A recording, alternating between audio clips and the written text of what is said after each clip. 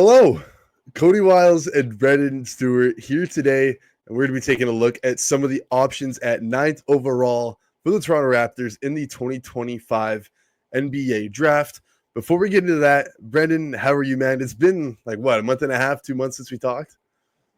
Yeah, I'm doing great, man. Just got home from school for the years or for the term anyway, so I'm chilling for the summer. Ready to kind of really get into the draft content, and I've been enjoying watching a lot of these guys. But yeah, how about you? How are you doing? I'm doing great. Excited to be here. Yeah, Brendan has been pumping out articles on Raptors Republic, so make sure to check out his work and mine if you want, and everybody's work on Raptors Republic. Please like, comment, and subscribe. Obviously, it helps us, and we think we do good work over here. So let's try to spread that around.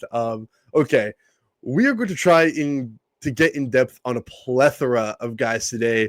We'll be taking a look at Jeremiah Fears, Carter Bryant, Derik Queen, Thomas Sorber, Collin Murray-Boyles, and we'll also maybe touch on Kasparas, Jakucionis, and Asa Newell. Of course, there's plenty of guys the Raps could take at ninth overall, like Common Malawatch. You can check Brendan and I's last episode if you want our thoughts on him. Toronto has also met with Jace Richardson and Trey Johnson. And other wings slash forwards like Yegor Demin, Noah Senge, and Rasheer Fleming are also all in play. But Brendan, for the guys we're talking about today, however, you know what? Floor is yours. Where would you like to start? You take us where you want to go. Sure.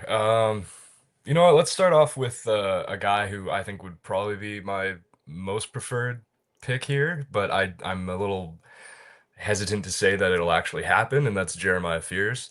Oh, okay. He's been generating some steam online and at the combine. I think he's just an electric, quick twitch point guard. Um, just plays like an absolute dog, getting into the paint. Um, really, really good body control, ball control. Uh, really quick first step. Super young. I think he's Yeah, around the same age as Cooper Flag, maybe like a month or two older. he's a Um, reclass. mhm. So, he's going to be 19 as a rookie. Uh, is is he like a floor general type point guard? Probably not. He's got like that. Him and Jakucionis kind of in the same boat of being around that 4 assists per game, but high turnover um, range. So you want to see him get his 3.4 turnovers a game a bit under control, especially if he's going to be having the ball in his hands a lot, which is going to be likely considering how he plays and how he gets into the paint. But yeah, I really like Fears. I think he is kind of a mold for um, someone who can generate opportunities, both for himself and for his teammates, at just creating advantages using his speed and his control. And I think he's a pretty good bet to be a star out of this class. And I would probably have him in my top five on my own personal board right now. And I think it would kind of surprise me to see him at 9, but I have my fingers crossed because I think once you get out of the top 5 or 6 guys in this class, it kind of opens up and the ranges get a bit more dynamic. So if he's on the board at 9 for the Raptors, I'm going to be wanting them to call his name for sure. Yeah, he would probably be one of, if not the higher upside swings if he's available for Toronto at nine. 17.1 points, 4.1 rebounds, 4.1 assists, 1.6 steals, 28.4% from three, and 43.4% from the field. He's one of, if not the best handlers in the class. I would say probably the Yeah, best. Yeah. he's got that thing on a string, man. Like you mentioned, great first step. He's an instant paint touch. He's such a downhill threat, especially in pick and roll. I feel like he's done that quite a bit. Really high usage at Oklahoma, and I hmm think that was part of why you mentioned those turnovers were pretty high. Like, geez, there was like nobody on that team like doing anything but him. That usage percentage for Fears through the roof at that's 31.9%, one of the highest in the Yeah. country. And So I just want to chip in go there. ahead, go ahead. I think it's like huge to note with how young he is and just Yeah. the workload that he had at Oklahoma. His weaknesses were a bit more on display, but Hmm. I think looking at his game in general and just the amount of usage that they had him do is, I think, nothing but, you know, gives me a lot of optimism with how he's going to transition to the NBA, especially because he's probably going to have a reduced role on whatever team he joins, especially the Raptors, where he would probably come off the bench as a rookie. Yeah. And yeah, when you look at, like, he's going to have his role reduced, but he's still got all these strengths. So I think you look forward to a lot of improvements as he kind of comes back into that higher usage role as his NBA career goes on. I think it's something to keep in mind for him for sure. Yeah. So I think this is a good place to bring this up because I feel it's like I wonder what Toronto's philosophy is going to be at 9 here. Do they want to take, like I mentioned, Fierce is going to be one of the bigger swings they're going to take if they're going to select him at 9, and it's almost at a position where there would be the fit would be interesting, Yep. but or are they going to want to play, a bit more safer? Somebody who there's already mouths to feed in Toronto, especially with Brandon Ingram now in town. Do they want to play it a bit safe and maybe draft for an archetype like a Carter Bryant, who we'll also get to? So I'm interested to hear your thoughts on. Okay, you got Emmanuel quickly, you got Jamal Shed at the point guard position, and then you also got your other guards like Jacoby Walton and Grady Dick hanging around. How would you see Fears kind of fitting in? Because I like Fears just as much as the next guy, and I think it would be tough to pass up on him if he's there and makes it. But he is more of a ball dominant guy, right? So how do you think that would fit in? Well, the fit is a little tricky because, like you said, quickly Shed, those guards neither are really like advantage creators like Fears is. And I think like he has to play the one in the league. He just doesn't Yeah, have the size for the two like Jacoby and Grady. yeah, So I think putting him in that mix with Quickly and I mean he can play like off with another point guard, I think for sure. You'd be a little undersized, but I think he can fit into that role. right. Um, but yeah, I think in terms of what the Raptors need, yeah, there's going to be a bit of a logjam at point guard, but they don't really have in anybody in the pipeline who's an advantage creator like Fears, somebody who can create with his own handle and use his speed to get to the rim. That's Right. kind of an area of weakness that I think they've had probably since Kawhi and maybe like the latter half of Oh yeah. Siakam's tenure post Kawhi. His rim pressure would be very much helped. Like Yeah. Toronto would need that. Yeah. Yeah, so I think that Fears is definitely someone who I don't think the Raptors are in a position yet to be really considering fit. I Hmm. think that while they're looking to compete next year, I think they should still be 100% going for talent here. And then you just either worry about the fit later or you make some trades if that player ends up becoming a key part of the rotation sooner than later. Then you can figure that out at that point in time. But yeah, I think Fears still fills a need for something that the team has needed for a while, even if he's entering a position where there's maybe a bit of a logjam right now. Yeah, and I mean, you're right. You're totally right in the fact that you have to draft best player available. It's just if they think Fierce is going to be the best, uh, available when they're picking, because there is some concerns. Like the 3-point shooting is, I I don't hate the shot. He obviously was asked to do a lot, especially off the dribble, um, and it's just I would prefer to see some more size in the backcourt if like in a perfect world, but I would totally get it if Fierce is there and they selected him. It's just I I'm wondering if they need to go front court at 9. That would Yeah, be my only pause at 9 for Fears. Even if like he probably would be the best player on the board if he's there over any of the front court guys that we'll talk about today. I think Fierce is the only guard we're going to talk about. yeah, Um, but I would be obviously there is concerns in the 3-point shooting. He gets to the rim, but the finishing around the rim hasn't been that particularly great. 52.5% yeah. at the It's not where rim. you want it. Yeah, 1.05 points per possession. That's 31st percentile. So that's, and it's not even like he's a bad athlete and doesn't shy away from the contact. I think it's just like a combination of like the decision making when he gets in tight, and maybe just not having like being like the best athlete. And then probably he is a little on the smaller side of things, I would say. Yep. Obviously, could add strength as well. That would go a long way. So I do wonder if that would cause problems, and if him and Emmanuel quickly could work off each other. But and then defensively, that's a whole nother conversation. What did you make of him on that end? Because Jamal Shed was big for Toronto at that point of attack defense, and that Toronto's needed.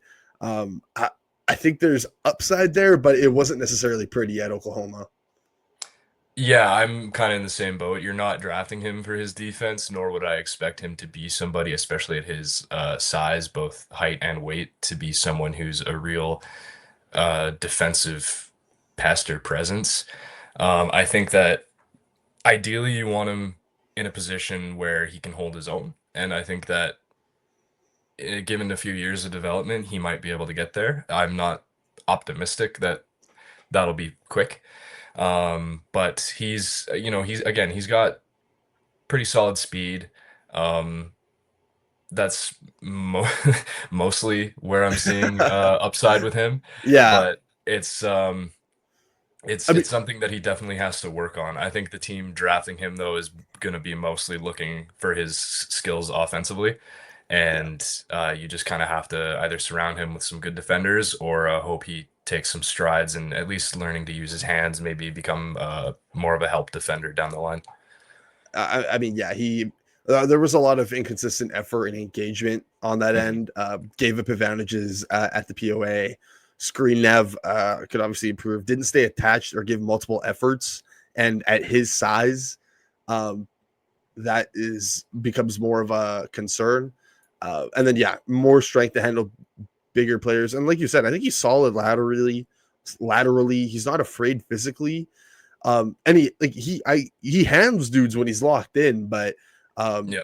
some more strength and maybe lower usage offensively would kind of help that. So yeah, Jeremiah Fears, if it would definitely create some buzz if he was there for Toronto. It'd be the swing. It'd be a bigger swing for them, and he had to put the ball in his hands. And yeah, I guess you could have him running like the bench units off to start off the bench. Maybe you can see what it looks like next to Emmanuel quickly at some points. Like you said, you're going small there at that point, and it's which two of RJ Barrett, or I guess RJ Barrett and Grady Dick would both have to come off the bench in that scenario.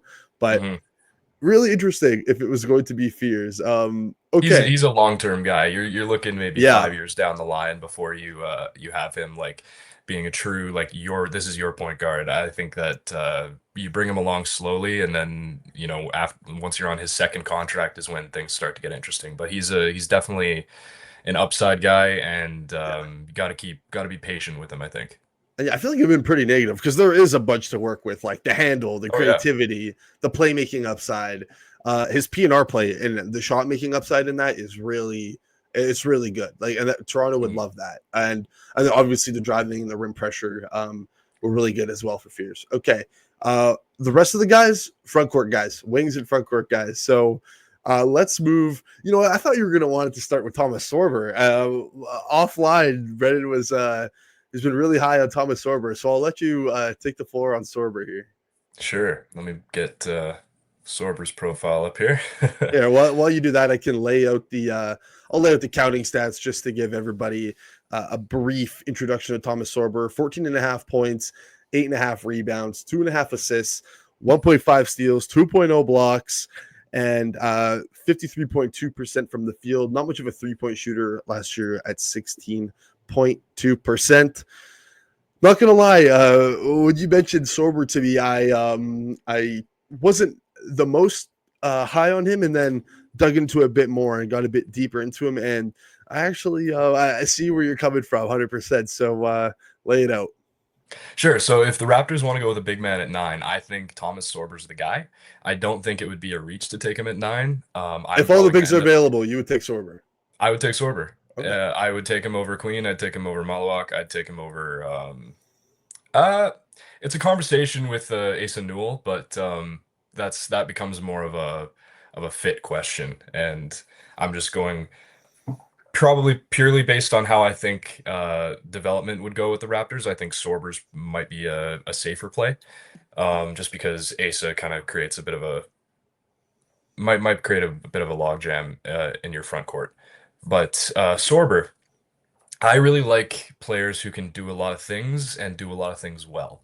And I think Sorber fits that to a T. Now, he did miss some time after a foot injury. And so there's a bit of an injury concern there because foot injuries and big men mix like oil and water, you know? Yeah, It's I not don't like great to that. see. Yeah, February 15th, for anybody who's wondering, is when he got hurt and had surgery on February 26th. Yep. Limited details out beyond that, but he's reportedly ramping back up, expected to make a full recovery in the next month or so. I don't think it would affect his stock. I'm not sure how you feel about that, especially if it's not saying, I don't think he's going to miss any of his rookie seasons. So he came in a little heavy at the combine, and that's probably a little bit why. But yeah, continue on there. Yeah, so he's like, I think his measurements were 6'10" and a half, if I'm remembering that right, out of the combine. Weight was around the 260s, so yeah, a little heavy. 7'6" arms, so 6'10" and a half might be. I think in shoes he's probably going to tap out around 6'11. So that might put him at a good size for bigs. 7'6" arms is huge. He's I was going to go back to what I was saying before, where players who do a lot of things well. And I think Sorber's probably one of the smartest defenders in the class, which is huge for like a rookie big man. Like he was putting up some pretty impactful stats for a rookie in Georgetown. Like you mentioned, 14 and a half points per game, 53% from the field, 2 blocks, 1.5 steals. Really great defensive numbers. I think that he's just the way he reads the floor is huge for his defense.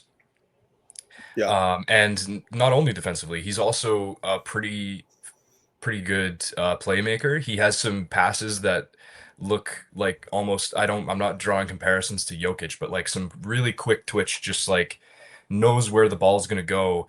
I'm getting it to my teammate.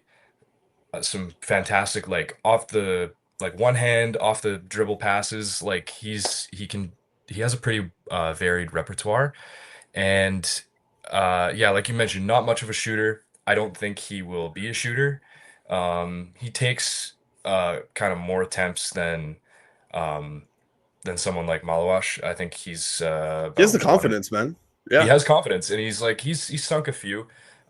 He can maybe tap out as a guy who gives you 1 or 2 shots from deep per game, which I think if for a big that like him, which is you're mainly getting him for his kind of all-around versatility plus his major defensive abilities. If he's giving you 1 or 2 threes a game, I think you're ecstatic with that.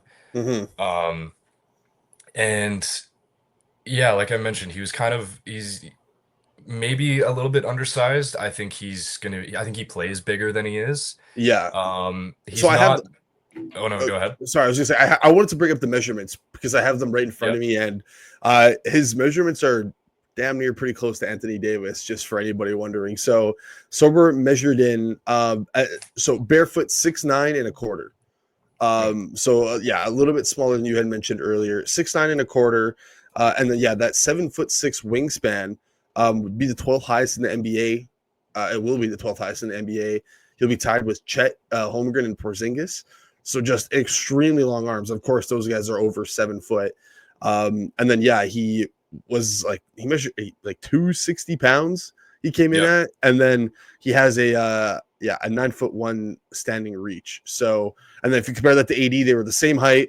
Sorber's wingspan was half an inch longer.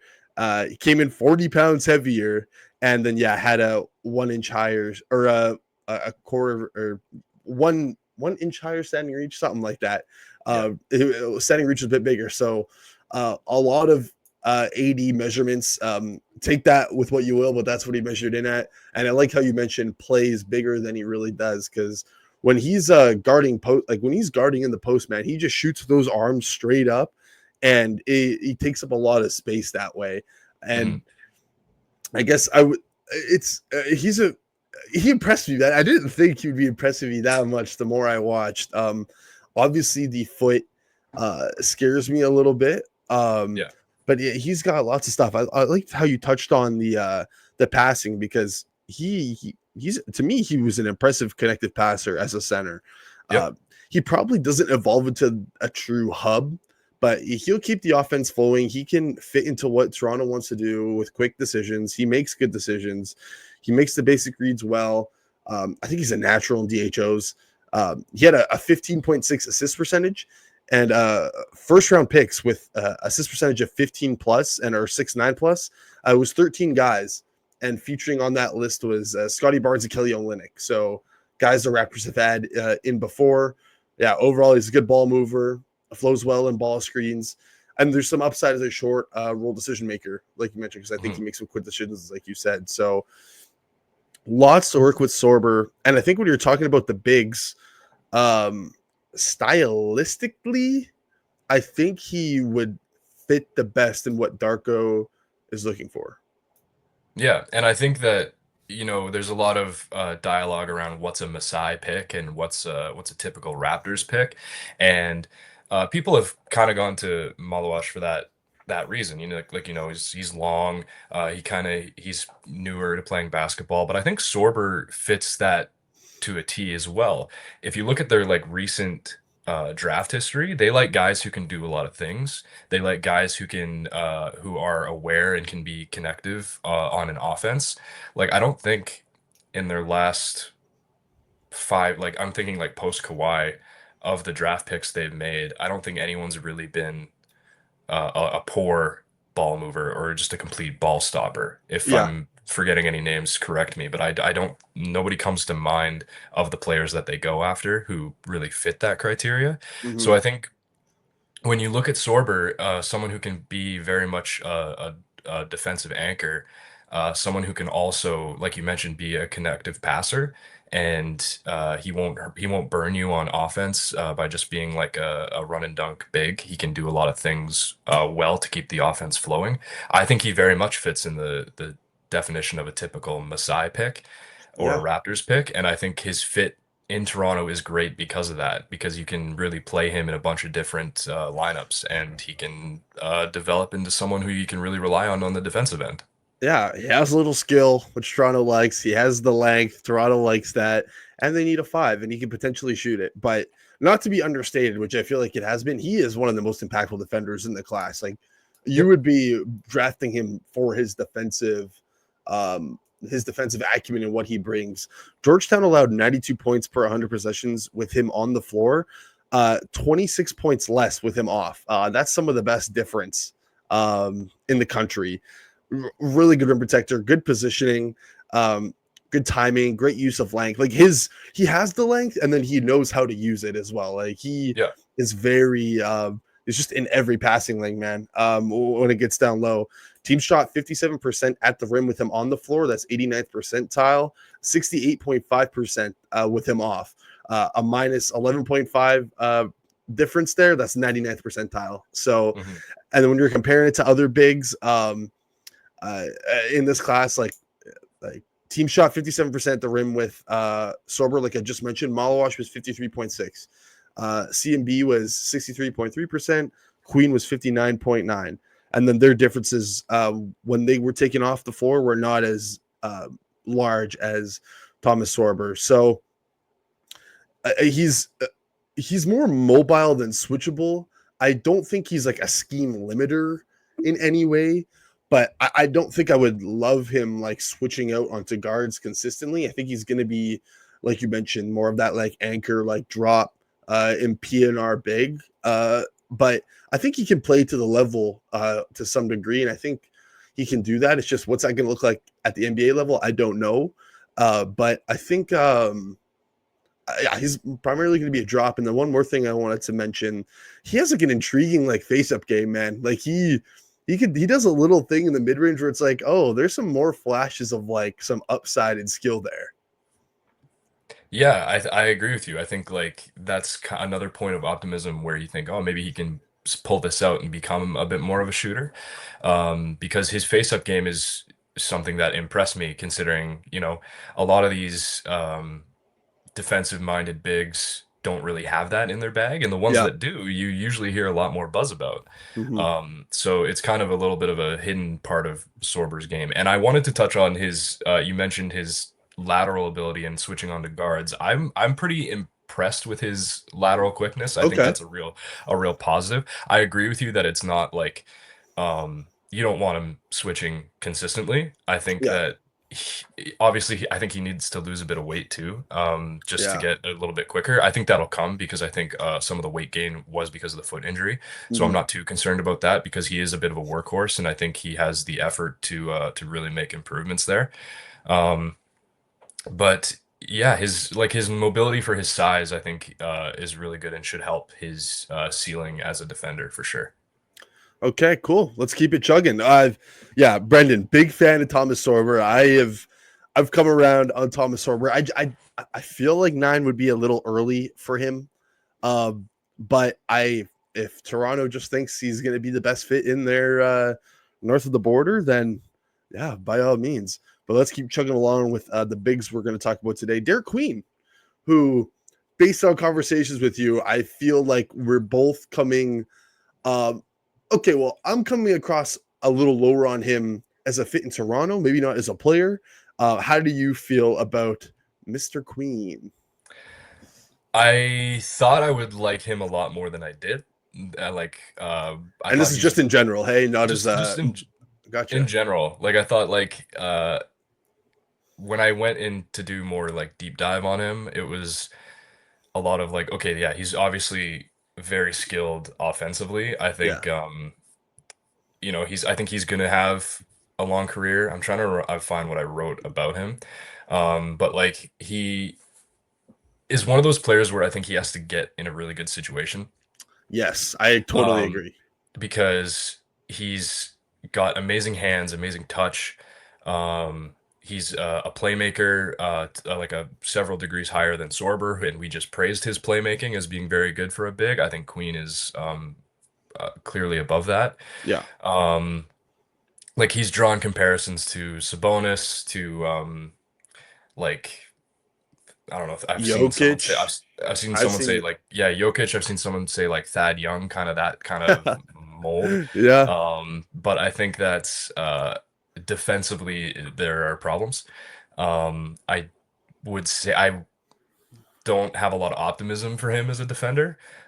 Just looking at his stats, like I mean, one steal, one block a game.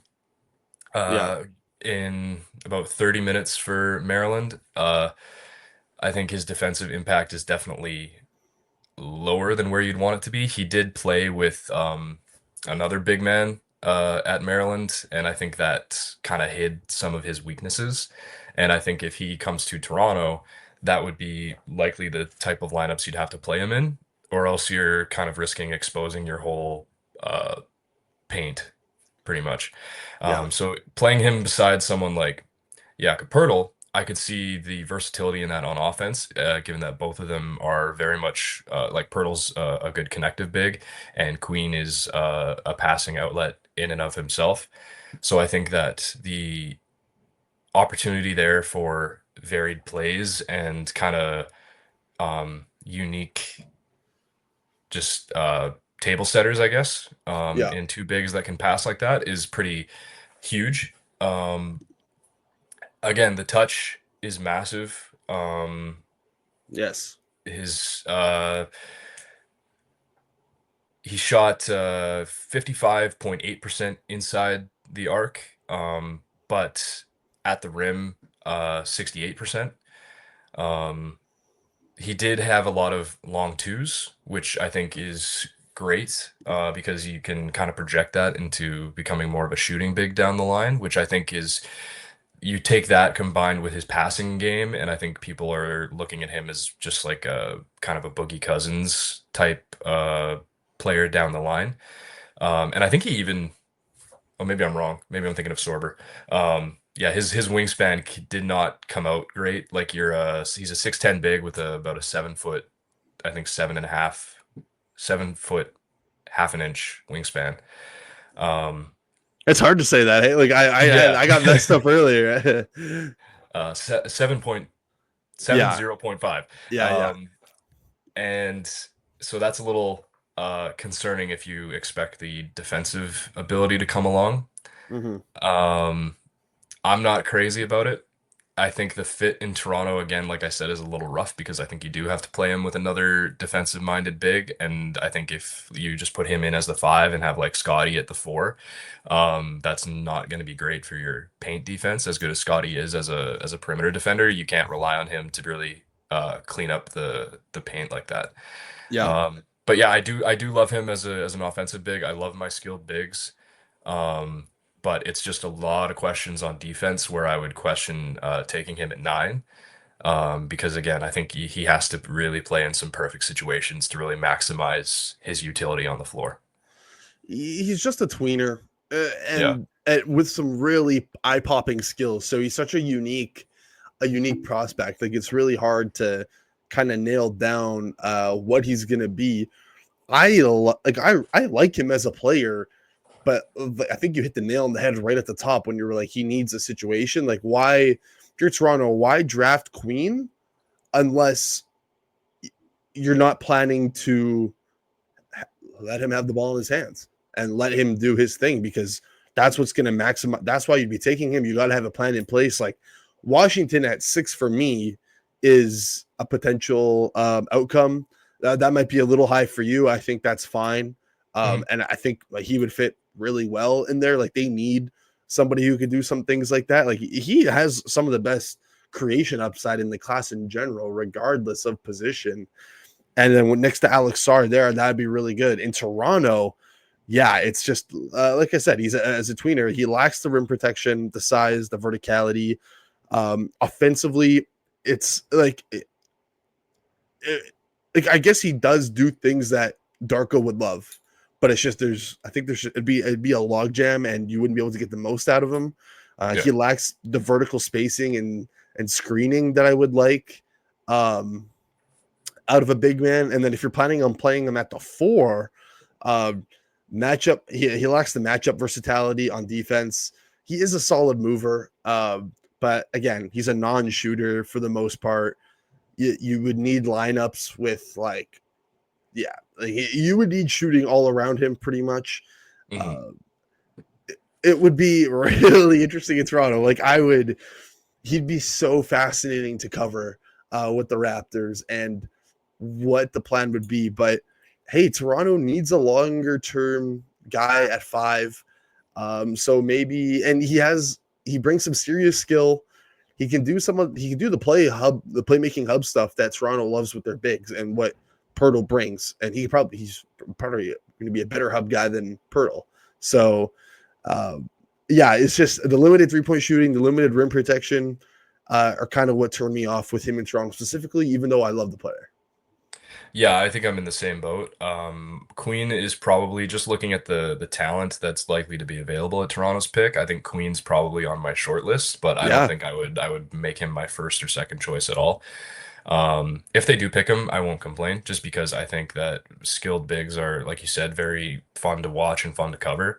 But it's definitely a player that I think will have a lot of growing pains if you don't get him in like a perfect situation. Like you look at other, playmaking offensive hub bigs like Sabonis, like Jokic, they basically need 3 and D players at all four other positions around them at all times if you want to have a winning team. Yeah. We saw that with Denver's championship season. We saw that when Sabonis is at his best, um, when he has other shooters around him and when he has defenders who can kind of make up for his mistakes, which is I think the exact same situation you need to have Queen in. And like you Mhm. mentioned, he's a tweener too, so the fit in Toronto is a bit more questionable. I think you ideally want him to have him at the five, but you still need to have another Yeah. defensive minded forward or other big men in there beside him. Yeah. And the other guys we're talking about are doing this at 7 foot. Hmm. Queen measured in at 6'9 and a quarter, the same height as Sorber, with a wingspan 5.5 inches shorter. And then obviously, I mean, I think Sorber would have tested better. Queen did not test very well either. So It's just, man, yeah, you got to be comfortable giving him the keys to some degree because that's the only way you're going to maximize him. And you got to be confident that he's can at least get to that level of, we can do things with him and run, all this stuff through him because that's how you're going to get the best out of him. Right. So, anything else on Derik Queen?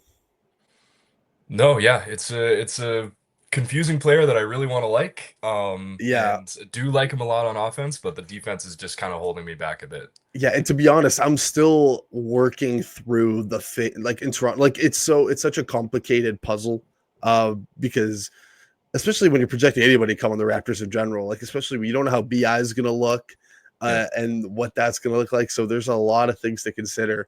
Okay, let's move into somebody kind of in the same boat as Queen.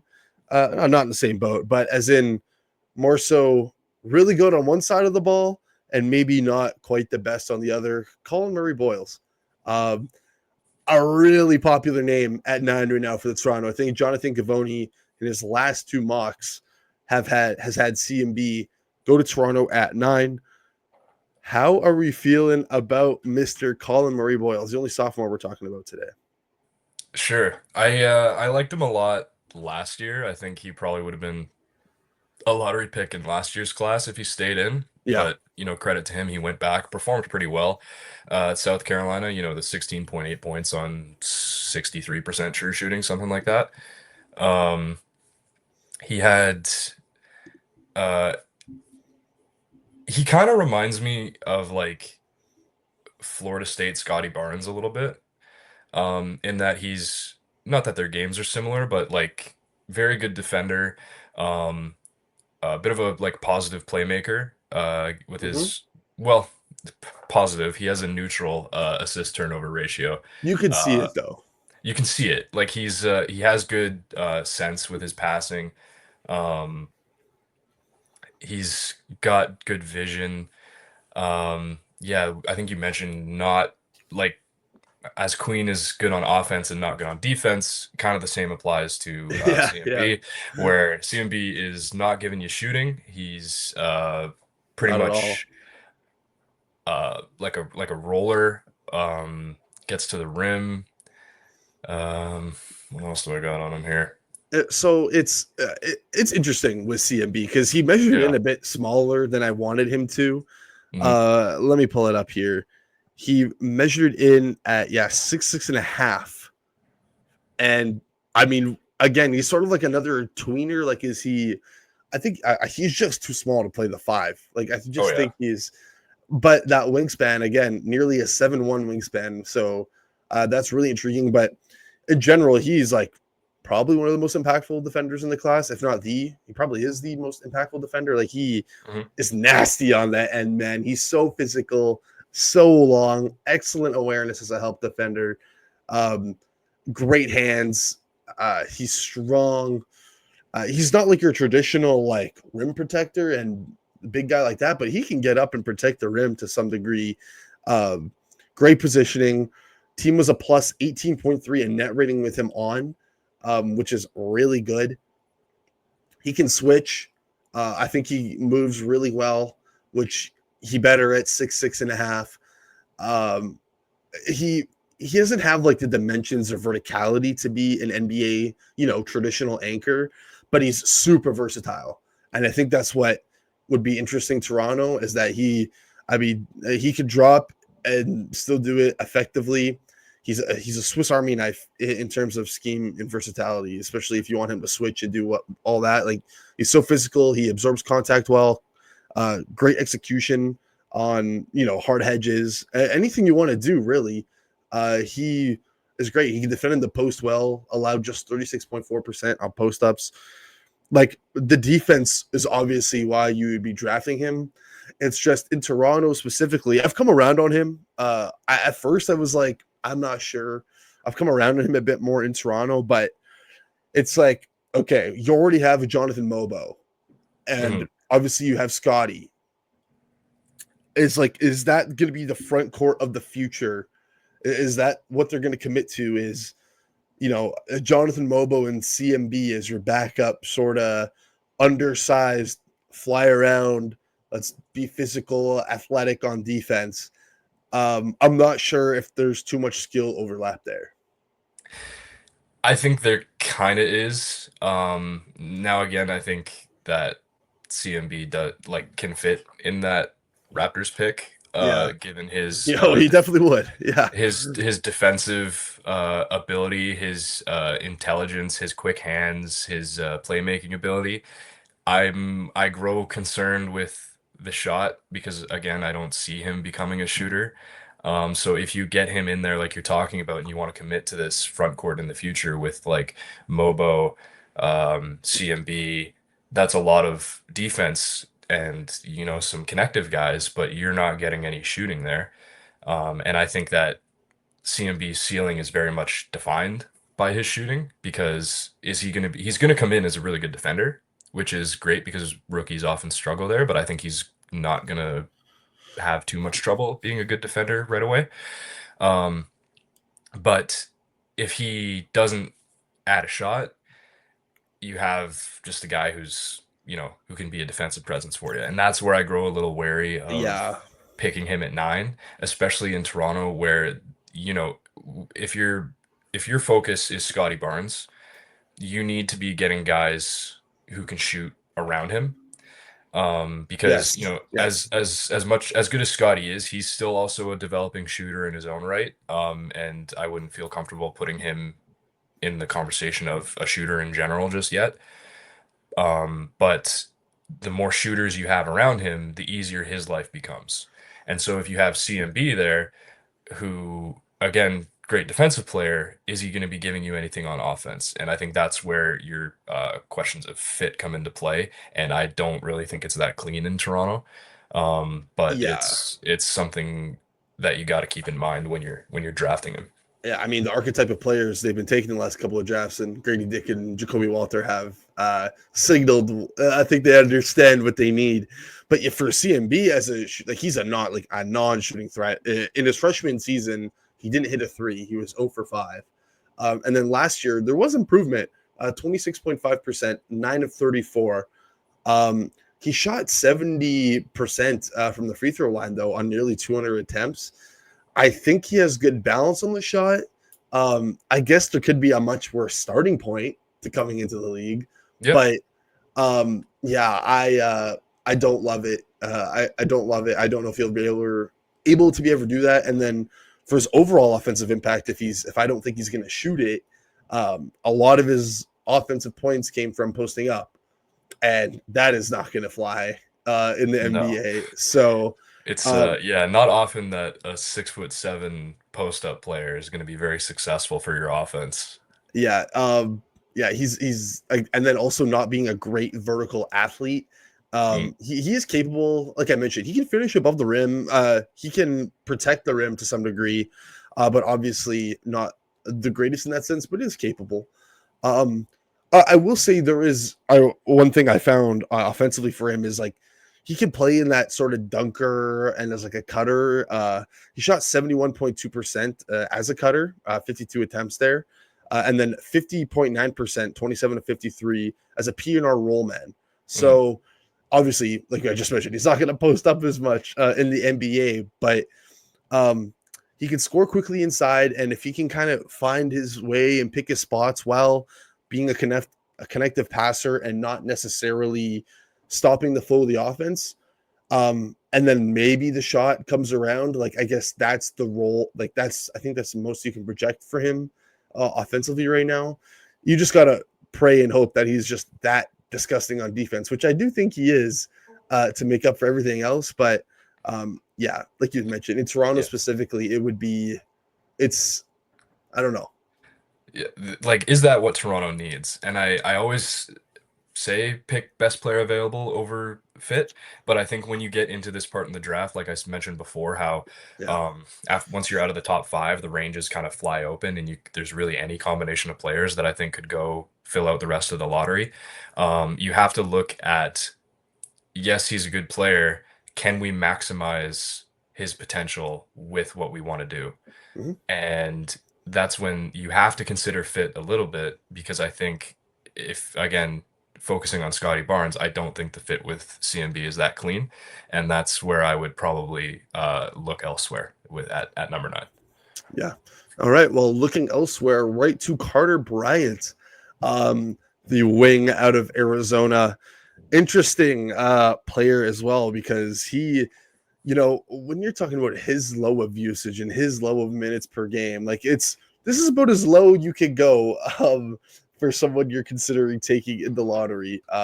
19 minutes per game, I believe. Let me pull up his usage percentage because it was really low. It was really low. 16. 16.4. I knew it was in the 16s. Yeah. I couldn't remember, but yeah. So give us the Carter Bryant, who we've talked, CMB, Derik Queen as these players who don't fit. Carter Bryant can pretty much fit on any team. Yeah, and I think that's the elevator pitch for him, right? Is Yeah. that he comes in with a great 3-and-D foundation. And, as young as he is, I think he's 19 and a half. So he'll be coming in as a 20-year-old rookie for most of his season. And for a 3-and-D foundation, every team wants that.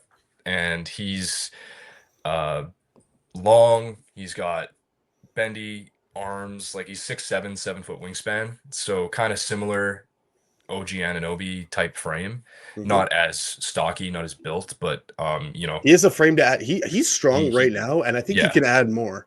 he can definitely get up to that side, like that kind of frame. Um, I don't know. I think he's just really making his bread at Arizona off his defense at the moment, because I don't think he's really um a versatile shooter. I think most of his makes came from spotting up, if I'm Yeah. not mistaken. Yeah. So he's not like an off the dribble pulling up from 3. He's very much a complementary player, and I think that's the player you're going to get at least for the first few years of his career before he starts developing. Um, he's smart. Like he has high IQ. I think especially on the defensive end, I've been pretty impressed with his decision making. He can be connective. I've noticed that's a trend with a lot of the players we're looking at here. We're looking at a lot of connective guys. Neutral assist turnover ratio, but I Yeah. think that's not really like, you're not drafting him for his playmaking, but he can be somebody who keeps the ball moving. He's not gonna just let it fly the second he gets the ball. Um, and yeah, I think if you get him in a spot where he can maybe develop on ball a bit more, I think Mm-hmm. I'd be a bit more intrigued, because I do want to see how he develops shooting off the dribble, shooting out of set plays rather than just, spotting up. Because I think that will kind of define his ceiling and what could be the difference maker between just him being a complimentary 3-and-D guy, like a I don't know, trying to think of comparisons, versus some guy who is really good on defense, can maybe get to the rim, can shoot off the dribble a bit. That's quite a huge gap in value in those two archetypes. Yeah. Um, and so now, like Bryant, he's young and he's coming in with a good foundation, like I just said. Really good closing out. Um, he I believe he fouls a lot. He He does. does. I Yeah, have that here if you want to go. yeah, no, I was like, he does foul a lot, which you have to kind of crack down on, because you don't Yes. want your 3-and-D switchable wing being someone who fouls a lot. Uh, Yeah. so yeah, get that cleaned up, and I think he So could be a pretty impactful defender, though, for yeah. sure. So 4.8 fouls per 40 minutes. He had 17 games with 3+ personal fouls. He had a tendency to get handsy and take some risks, but yeah, overall, you gave a pretty good elevator pitch there for Carter Bryant. I'm a big fan. I know Samson is also a pretty big fan. There's been a lot of Carter Bryant on the channel lately, so Hmm. I guess we don't have to go too in depth. But yeah, defensively, they asked him to do a lot of different things. Like Yeah. he would be the low man sweeper. He'd guard the point of attack. He would do a lot of different things for Arizona. Um, he's such a good athlete, vertically, horizontally. He's strong, a frame to add more. There's lots of great tool, like all those great tools, good motor and activity, digs well. His he had a 5.8 block percentage, which is substantial. Like Flag had a 4.9%. Bilal Koulibaly had a 2.0% block percentage. Tamani Kamara 3.1. Buzelis a 5.6. So he gets really vertical on those contests, and yeah, defensively, he can do a lot of different things, man. Stout on the perimeter, solid mover. What Samson really dove into it was he absorbs contact really well, and Mhm. he just like shuts the well off if somebody gets into him. So um, he recovers well once he does get beat, which didn't happen that often. And then yeah, he can defend from behind, recover in PNR. Good screen nav for a wing, I thought. And then, yeah, routinely defended multiple actions. We'll probably guard 2 through 4. I mean, if he adds strength, who knows if he can do a little of that OG Ananobi, at least switch onto some fives and hold your own to some degree with his verticality. So that's the defense, which is I think is going to be a plus on that end. I Oh yeah, think I could see that happening for sure. Like almost 2 blocks per 36, really which good. is like for a wing, almost two Mhm. blocks, almost 2 steals, which is unreal. And with increased usage and clamping down on his fouling discipline a bit more, I could see him being someone who's regularly putting up multi-block, multi-steal games. Yeah. So when we talk about the offense now, um, capable shooter. I know Samson's been all on the drum about uh, he could be one of the best shooters from this class. I don't know if I'm quite there, but Mhm. I do see the upside. In conference play in the tourney and in March Madness in 26 games played, he got up to nearly 41%.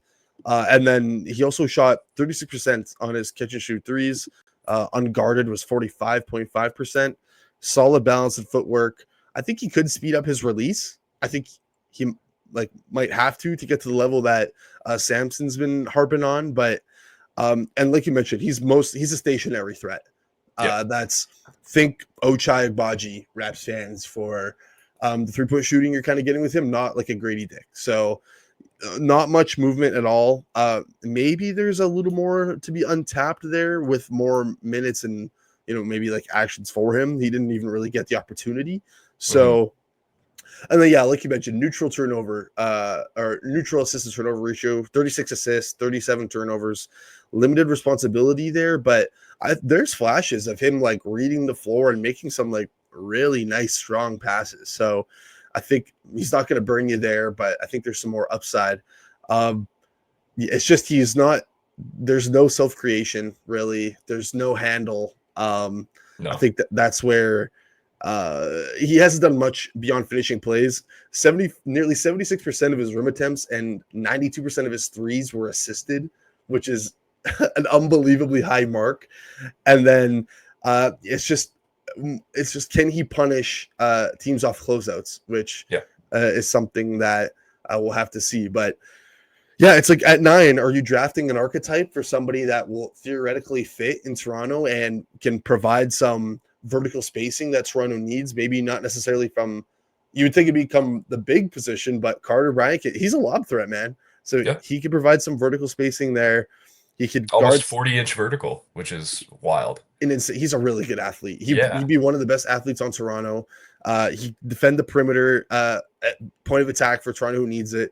Can fit in on that low man sweeper. Can guard some fours and that Toronto needs. So I like the fit. 9 might be a little high because his upside is probably a bit more limited, but Yeah. I think he's just. I think you could argue he's just scratching the surface. You know what I mean? Yeah. And I think like look at what value you want to get out of your pick. So like I I think Bryant's going to come into the league and I think that 3 and D complementary player is pretty much a guarantee for him just Yeah. based on where he is now. Um and you got to think if he doesn't progress, like obviously like the numbers will improve as his reps go up, but let's assume he's just stays in that 3 and D that complementary uh type role. Are you okay with that from your ninth pick, or would you want something a bit more? Because I do think hitting that next tier of player for someone with his skill set is going to be pretty difficult to get to because, like you mentioned before, there's not really a lot of self-creation, not a lot of handling. He was never really that guy, even back in high school. This has kind of always been his game. Um, so it'll be interesting. I do think there is like I'm kind of with you, kind of with Samson on the shooting. I could see him becoming one of the better shooters in this class, but again, I think he has to get more comfortable shooting off the dribble, having more on ball reps. Just more I reps in general and more More reps in volume. Just general. yeah. Yeah. And I think that it's again looking at value. Are you good with 3 and D out of 9? Because hey, if you are, Carter Bryant's your guy. If you Yeah. want a bit more, you might want to look elsewhere. You might have to temper expectations a bit with him. Because again, yeah, like you've been saying, there's been a lot of noise about Carter Bryant online. I think a lot of Raptors fans are really liking him. I like him. I'll probably have him in my lottery on my final big board. Me too. But it's just again something that you gotta think, what's the long-term outcome? What's the short-term outcome? If they're both the same, are you okay with that? Yeah. So I'm trying to find his off the dribble numbers. I had them written down here. Um, uh, I can't find it. It wasn't necessarily what you would want to see, uh, Yeah. obviously, but yeah. So I think that's a good place to end it with Carter Bryant. Let's quickly touch on KJ Kasparas. I think it's Jakucionis. I could be saying it wrong. I think it's Jakucionis, but Okay. we'll touch on him and Asa Newell really quickly just because we wanted to mention him.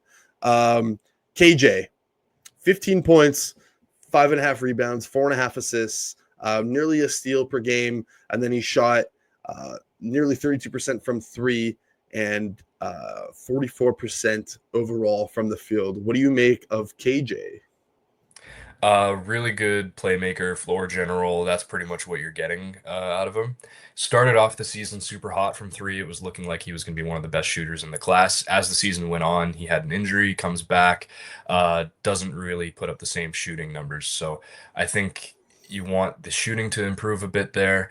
As good as he is as a playmaker, you kind of want him to cut down on turnovers as well. I think he was a little high there. Yeah, about 4.7 assists per game, Really high. 3.7 turnovers on That's a 32 concern. minutes. Yeah. So almost 4 turnovers a game. You really need to come down on those. I think he can do it because I think he is a really smart player and a really smart playmaker. It's probably between like in terms of pure playmakers in the class, him and Igor Demin are like the two main guys. If you're looking for Just best pure passers, eh? best Like, pure passers, yeah. yeah. And he can set the table for you. He can run an offense. We saw he did that pretty well at Illinois, even with the turnovers. Um, it's I think he's going to live or die with how he develops as a scorer because he's not really a defender. I've seen him hold his own on at times, but it's just not his calling card. So if he can develop as a scorer, then I think Sky could be the limit for him. I think he's definitely on my short list for guys I would want Toronto to take, just because I think they don't really have a floor general right now. Like Quickly and Shed are good passers, but they're not really guys who can set the tempo. Right. So that's where KJ would slide in for me. And yeah, I don't know. I think the shooting's a bit of a concern. The scoring's can improve. The turnovers can improve. But I really like just the kind of the calmness that he plays with. Um, he knows how to make the right passes. Uh, yeah, I think he's just smart. And with Yeah. the flaws you're kind of getting at any player at this pick at this point in the draft, I think his are workable. Mm-hmm. Because getting the turnovers under control could turn him into an all-star in a few years. But Yeah, I think for the value at 9, getting KJ here would be like perfect. Like I think he's going to be around there on my board. Just a tad under. He measured in well. 6'4 3/4, 205, nearly a 6 foot wingspan. So you touched a lot about his on ball stuff. I think he can yeah, he can bring those point guard things that you'd like that in Toronto that could need, but I think he is a bit more malleable and that could do some things off the ball as well. So you can still have quickly, get his on ball reps or what you have it. Nearly 35% on catch and shoot threes. The volume was only low at 1.6 attempts of those per game, but I think there's a bit more potential for that. And he's got the size to slide down to the 2 as well. I guess staying with the on ball, his off the dribble numbers were actually pretty good, especially when you're comparing it to people in this other class. Nearly 32% on off the dribble jumpers, 4.6 attempts per game, 0.87 points per possession. Those numbers are all better than Dylan Harper, for example, on off the dribble stuff. So I think if he's not creating shots off the dribble like that you'd like to see those numbers better. How effective is he going to be as a lead guard in the NBA? I think that's the big question with him, but especially with the high turnovers. But I think in a lesser high, less pressure on him, I think he can slide down and play a little off ball as well. Finished at the rim decent as well, nearly 65% on nearly 4 attempts per game. Had a 35.6 rim rate, so that's not the worst. That's better than Jacoby Walter and Grady Dick coming in, way better. So I think, and he fits in what Toronto wants to do. So I wouldn't hate it. I wonder if, again, I guess they're going BPA, but it's not necessarily their biggest need here. But yeah, anything else on KJ? Yeah, I think you pretty much nailed it perfectly. I think he's got his concerns, but I think he's also shown that he can do a lot of things on offense, and it's just a matter of hammering out the little stuff. And once that happens, then he's going to be a really good player. I have him, I want to say 7 or 8 on my big board right now. So I think similar to you, I think he would be perfect value here, and I think he's probably in my top 3 guys who I would want at 9. And yeah, I think the fit's pretty good. While there is a bit of a logjam at point, like I mentioned before, they don't really have a floor general type player, and I think KJ could develop into that. And yeah, and I wanted to kind of briefly touch back on his defense too, because while there's flaws there and he's not a great defender, one thing I have noticed is that he kind of gives a damn, which is important. Even if he's not impactful, he'll still put effort in. And that's for players who are poor defenders. If they're trying, that's kind of all you can ask for. And then maybe down the line, that turns into improvements. All right. Love what you said there. Last person we'll touch on quickly, Asa Newell.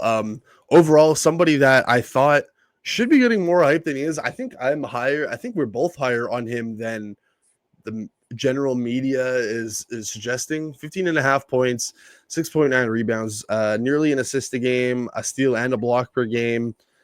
Shot 54.3% from the field overall and nearly 30% from 3.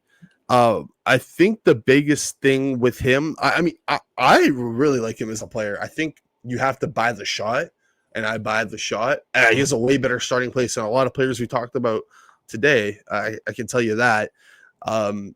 He's long. He moves well. He has his 8.6 BPM. That was the 6th highest among high major freshmen. His offensive rating was 4th amongst high major freshmen.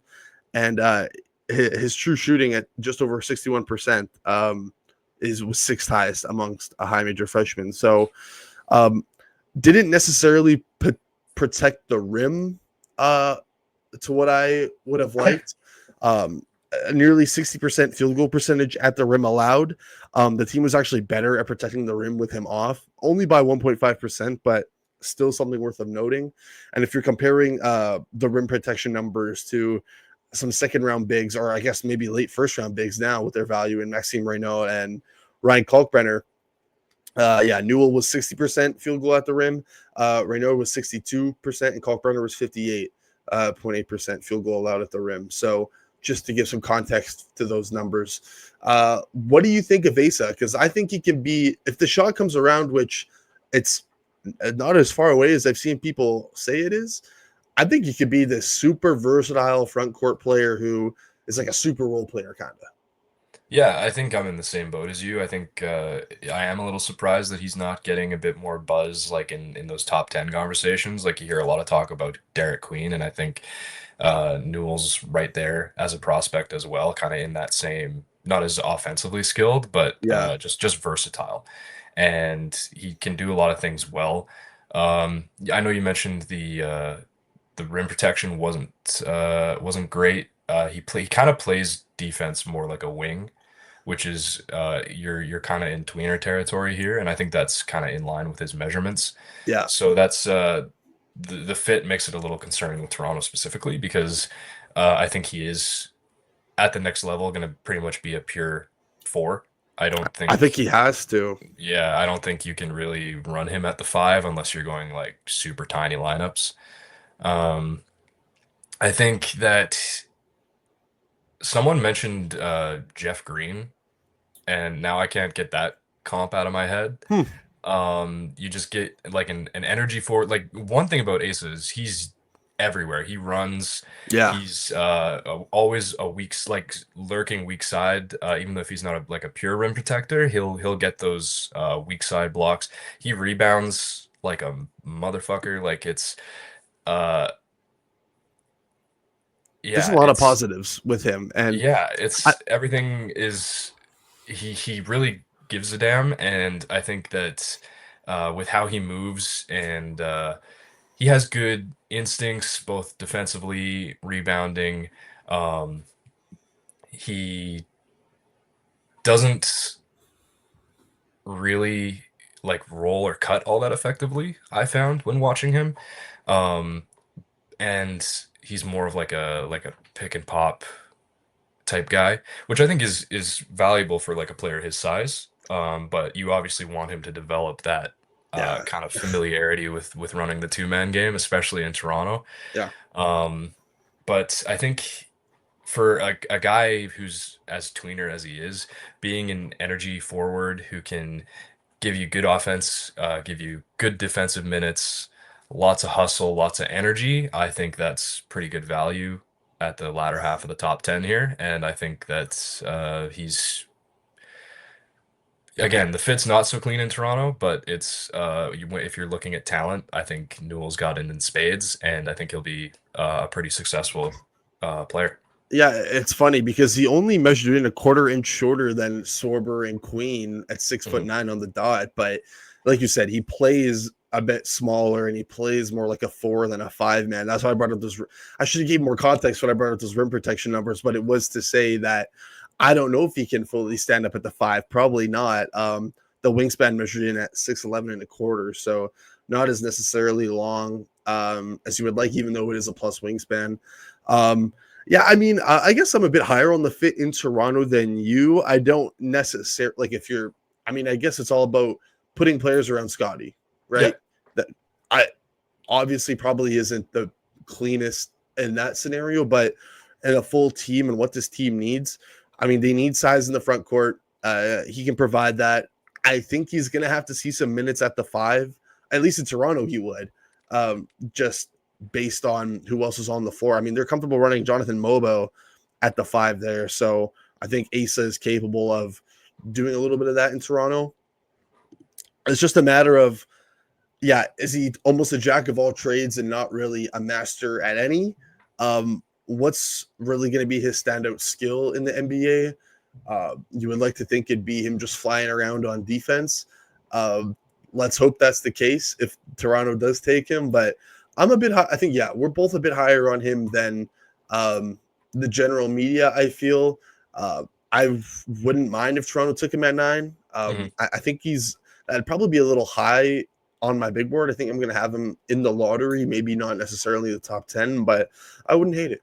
Yeah, I think I'm in the same boat. He's on my short list. Wouldn't be my first or second choice, but he's definitely on there and someone where I'd be like, all right, I'm okay with this pick. I'm happy with it. But yeah, I think exactly what you said. He's the fit can be pretty solid, like you mentioned. They need the size. They need the. I think just with his hustle and energy, that'll kind of bring back a bit of the like last few seasons that's been missing a little bit, I think. And I think Newell can kind of help juice that into the locker room a little bit. Yeah, I think you'd be drafting him more for like bench units and stuff like that rather than Yeah. necessarily playing alongside Scotty Barnes. But at number 9, is that necessarily what you want to do? I don't know. I just dropped my phone. All right. I think that's a podcast. We're about an hour 10 in here. So thanks for watching. We touched on a lot of guys. We'll be back. We have a couple more podcasts planned before the draft. We're going to be taking a look at some options at 39 as well. We'll also be doing a mailbag. So we want questions from you guys. We'll try to answer them. And then maybe we'll bring a mock draft on the video side as well. We have a written one coming as well. So lots from Brendan already up and coming. Lots from me up and already coming as well. Of course, the RR team will have you covered for everything draft related, video and writing wise. Thanks for watching. Please like, comment, and subscribe. Any final words, Brendan? Yeah, keep it posted. Raptors Republic. We got, like Cody just mentioned, a lot of draft content coming for you. I got a new piece coming out tomorrow, so keep it locked for that. And yeah, we'll see you guys in the next video, I guess. All right. Take care, everybody.